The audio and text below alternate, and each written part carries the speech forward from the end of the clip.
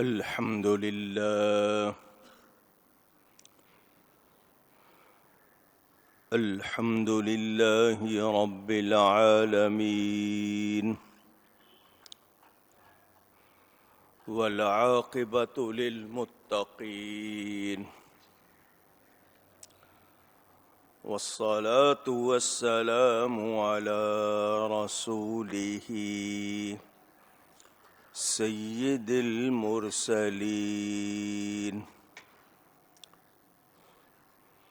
رحمة للعالمين شفيع المذنبين سيد الأولين والآخرين سيدنا ومولانا محمد رسول رب العالمين وعلى آله وصحبه أجمعين أما بعد فأعوذ بالله من الشيطان الرجيم بسم الله الرحمن الرحيم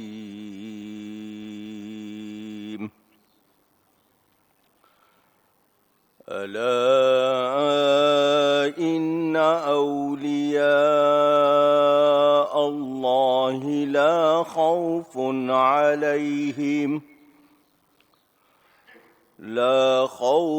عليهم ولا هم يحزنون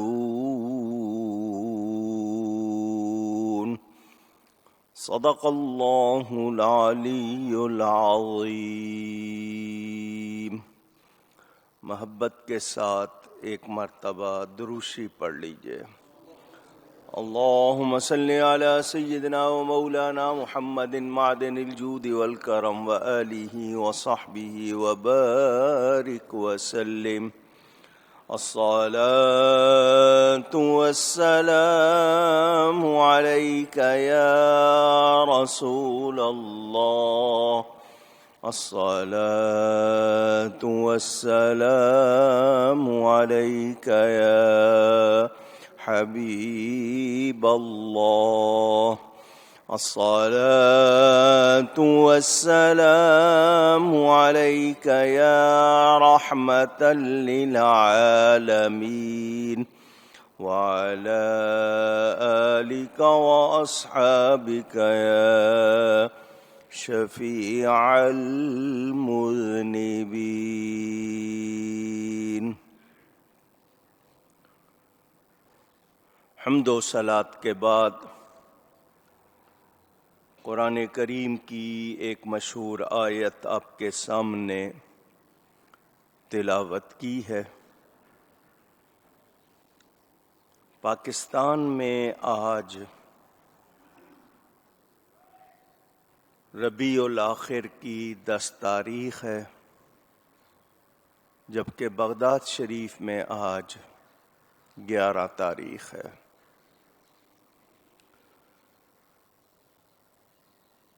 حضرت محبوب سبحانی، غوث سمدانی، شہباز لامکانی، قطب یزدانی، جامع الاسرار والمعانی، سیدنا شیخ عبد القادر جیلانی حسنی حسینی سرکار غوث اعظم رضی اللہ تعالی عنہ وارضاہ عنا، جو اولیاء کے سردار ہیں، حضور صلی اللہ علیہ وسلم کی امت میں غوث کا درجہ رکھتے ہیں، اللہ تعالی کی عطا سے بڑی شان والے ہیں، ان کا یوم وصال عرس شریف آج منایا جا رہا ہے۔ انشاءاللہ ابھی جمعہ میں بھی اور آج رات بھی ہم یہاں پر اسی حوالے سے گفتگو کریں گے۔ اللہ تعالی حق بیان کرنے، ہم سب کو حق سن کر اس کو قبول کرنے، اس پر عمل کرنے اور اس پر قائم رہنے کی توفیق عطا فرمائے۔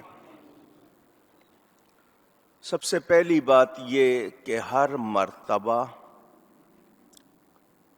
شان کمال اللہ تعالی کی عطا سے ہے، یہ بنیادی بات ہے۔ ہم بھی، ہمارا وجود بھی، ہمارے اندر جو خوبیاں ہیں وہ سب رب تعالی کی عطا ہے، ہمارا اپنا کچھ بھی کہیے گا نہیں۔ اولیاء جمع ولی کی جب نسبت اضافت اللہ کی طرف تو ولی اللہ،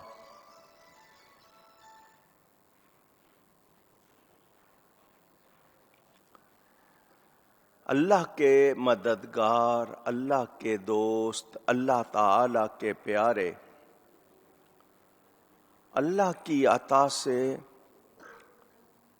فضل و کمال والے ہوتے ہیں، شان والے ہوتے ہیں، ان کو رتبہ، فضیلت، مرتبت اللہ تعالی عطا فرماتا ہے۔ جب ہم نے اتنی بات طے کر لی کہ کسی کا اپنا کوئی کمال نہیں، سب رب تعالی کی عطا ہے، بہت سے جھگڑوں کا، سوالوں کا جواب ہو گیا۔ دوسری بات، ہم اولیاء کن کو کہتے ہیں؟ اولیاء کون ہوتے ہیں؟ ہمیں اپنی طرف سے طے کرنے کی ضرورت نہیں، اس کا جواب بھی قرآن نے دے دیا، خود بتا دیا، ان کی پہچان بتا دی، اور وہ یہ ہے کہ وہ ایمان والے ہوتے ہیں اور تقوی والے ہوتے ہیں۔ یہ دو نشانیاں ہیں کہ ان کے عقیدے بھی صحیح ہوں گے اور ان کے عمل بھی صحیح ہوں گے۔ جو بات آج خاص طور پر کرنی ہے وہ یہ کہ ہمارے معاشرے میں، ہمارے ارد گرد، ہماری سوسائٹی میں، انسانی افراد کی سوسائٹی میں ایسے لوگ بھی پیر، ولی، بزرگ، مرشد ہونے کا اظہار یا دعویٰ کرتے ہیں جن میں بظاہر یہ باتیں نظر نہیں آتی۔ کچھ نے کاروبار بنایا ہوا ہے اور کچھ نے ڈھونگ بنایا ہوا ہے۔ میں سچے لوگوں کی بات نہیں کر رہا، ان کی بات کر رہا ہوں جو اس منصب کے اہل نہیں ہیں اور اس منصب کو بدنام کرنے میں لگے ہوئے ہیں۔ ہمارے ہاں لوگ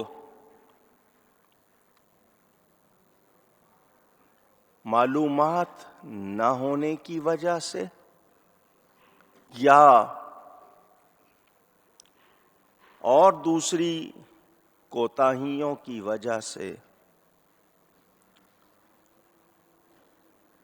دوسروں کے لیے مصیبت بنے ہوئے ہیں۔ ضد، ہٹ درمی کسی کو بھی راس نہیں آتی۔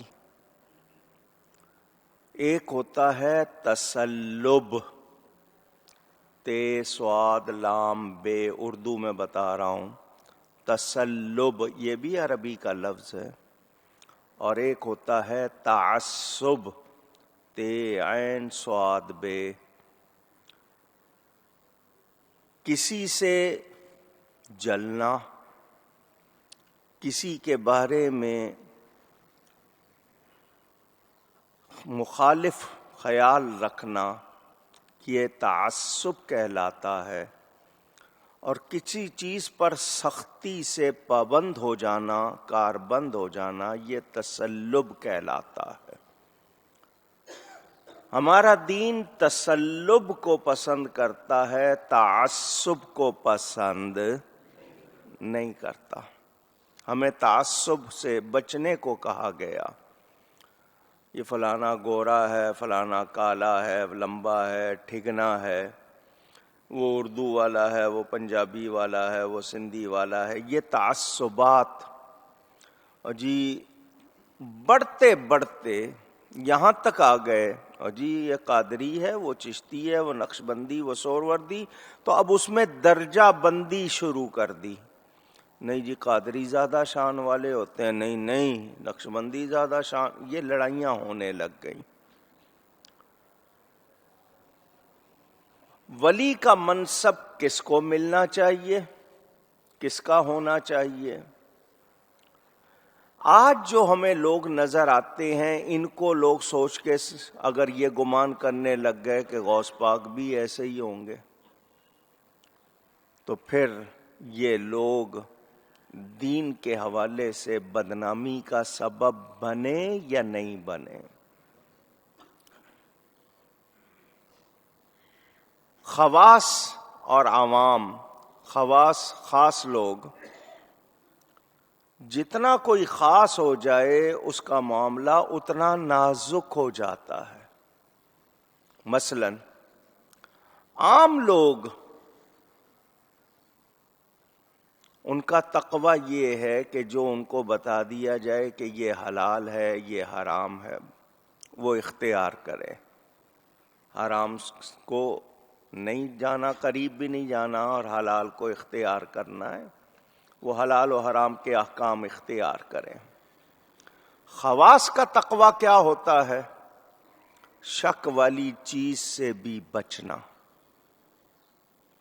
شک والی چیز سے بھی بچنا.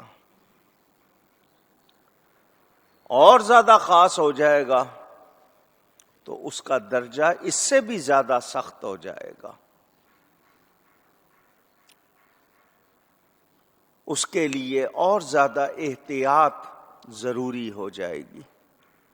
مگر دیکھنے میں یہ آ رہا ہے کہ ایسا خواص میں عام طور پر نظر نہیں آتا، ان میں یہ چیز نہیں پائی جاتی.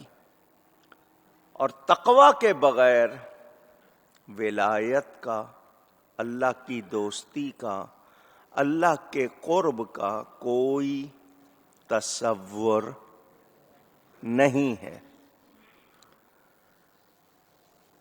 میں اور آپ اولیاء کن کو کہتے ہیں؟ قرآن کس کو کہتا ہے؟ تو ہمیں قرآن کی پابندی کرنی ہے، احادیث کی پابندی کرنی ہے. ہمارے ذہن اگر اس کے مطابق نہیں ہے تو پھر ہمارا کہنا درست نہیں ہو سکتا. یہ میں نے 2-3 بنیادی باتیں آپ کو بتا دی. میڈیا، ذرائع ابلاغ کو کہتے ہیں. ذرائع، ذریعہ کی جمع ہو گئی.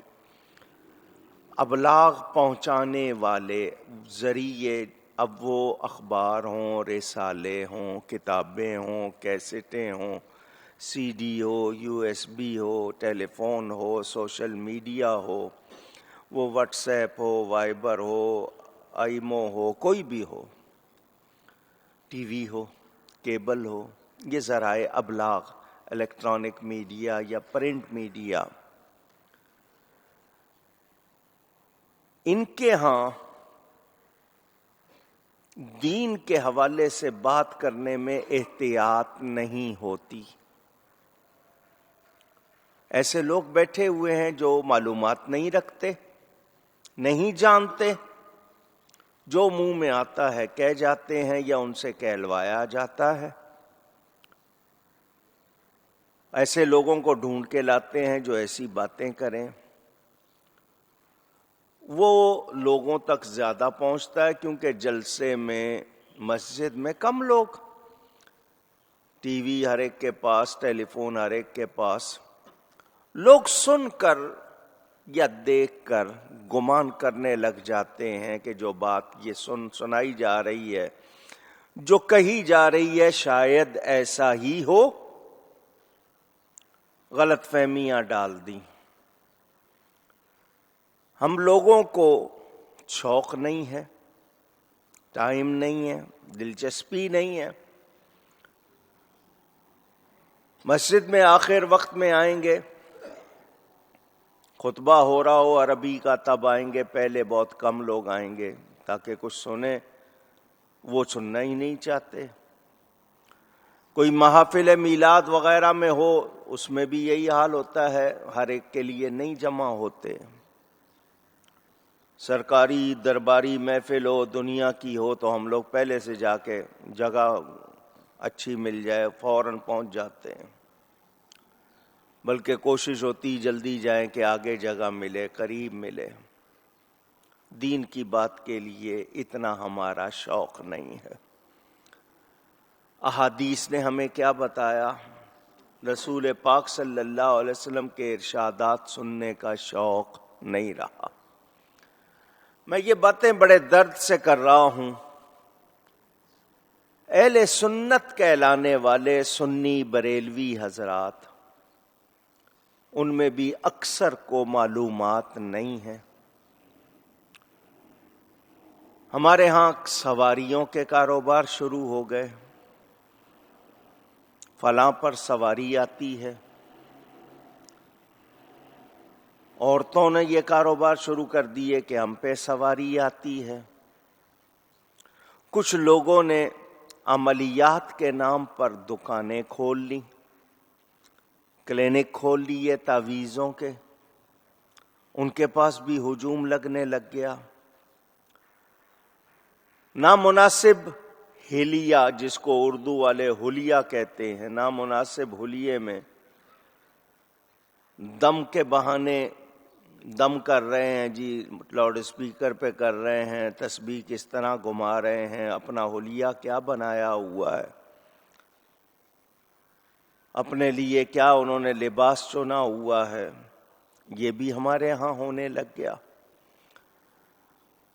کسی ایک آدھے نے اعتراض کیا، آواز بلند کی، تو اس کو ہو گئے کہ جی یہ جلتے ہیں، جی یہ فلاں ہے، یہ ڈمکاں ہے.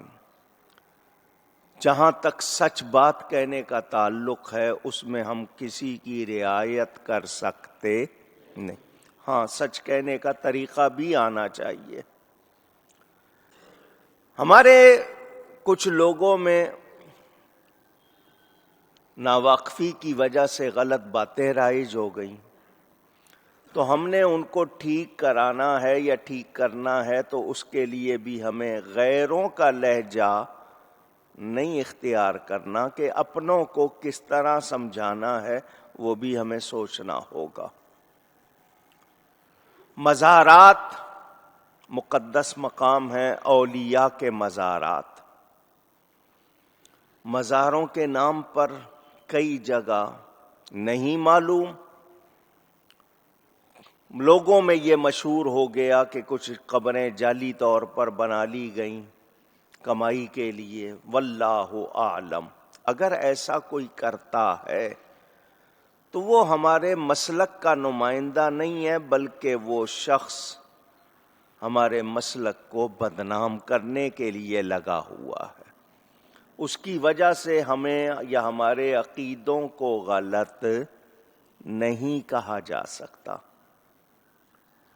یہ کڑوی باتیں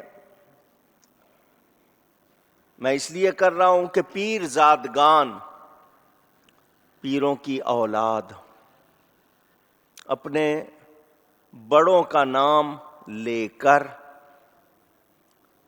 گدیوں پہ بیٹھے ہوئے ہیں، مسند نشیں ہیں. لوگ نسبت کی وجہ سے ان کو عزت دیتے ہیں، احترام کرتے ہیں، مگر انہوں نے کبھی نہیں سوچا کہ جب یہی کرنا ہے، یہی تعارف ہے، تو پھر اپنا حلیہ درست کریں۔ ان کے چہروں پہ داڑھیاں نہیں ہیں، وہ سنت کے پابند نہیں ہیں، نمازوں کا پتہ نہیں ہے، اپنے ان کے اشغال مشغلے وہ معترضہ ہیں، تو پھر وہ کیوں چاہتے ہیں کہ ان کو عزت دی جائے؟ جب وہ خود اس کا پاس نہیں رکھ رہے تو پھر دوسروں سے عزت کا مطالبہ بھی نہیں ہونا چاہیے۔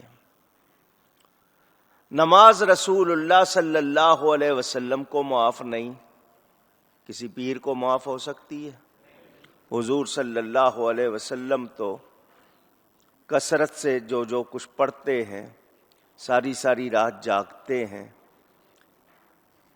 رکوع و سجود میں اور قیام میں کتنی طوالت ہے، کتنے لمبے لمبے قیام کرتے ہیں، اور آج کوئی کہے کہ نہیں جی بس میں تو بخشایا ہوں، بخشش میں کوئی شبہ ہی نہیں ہے۔ تو ایسی باتیں آج بہت ہونے لگ گئیں۔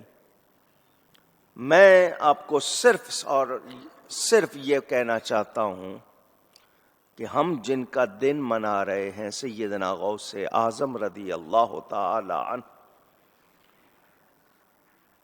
ان کے بارے میں آپ نے یہ بات ایک نہیں کئی مرتبہ سنی ہوگی کہ انہوں نے 40 سال عشاء کے وضو سے فجر کی نماز پڑھی ہے۔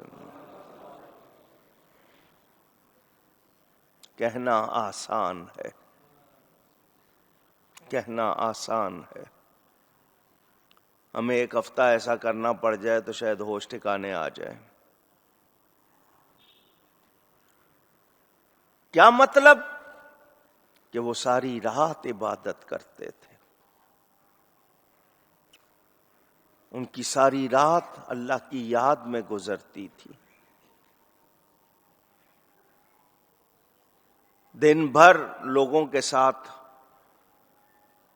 انہوں نے واعظ و نصیحت، تدریس، پڑھانا، سکھانا،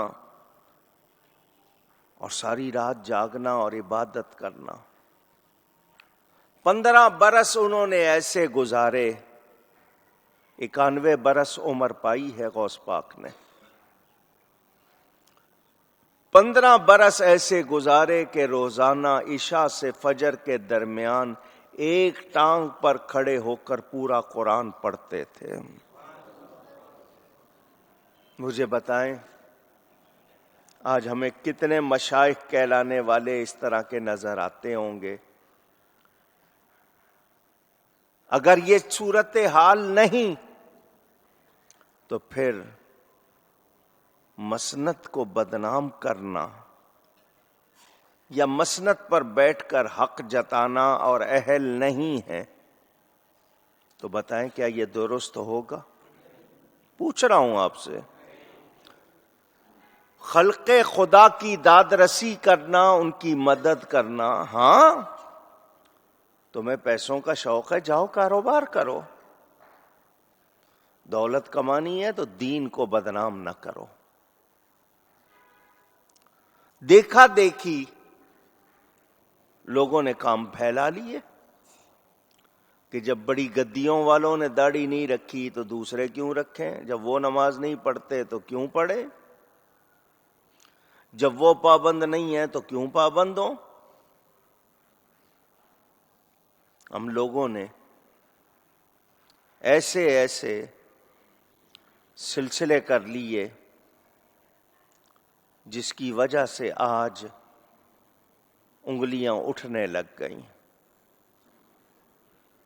سیدنا غوث اعظم رضی اللہ تعالی عنہ 25 برس جنگلوں میں گزارتے ہیں، گھاس پھوس اور پتے کھا کے گزارا کرتے ہیں،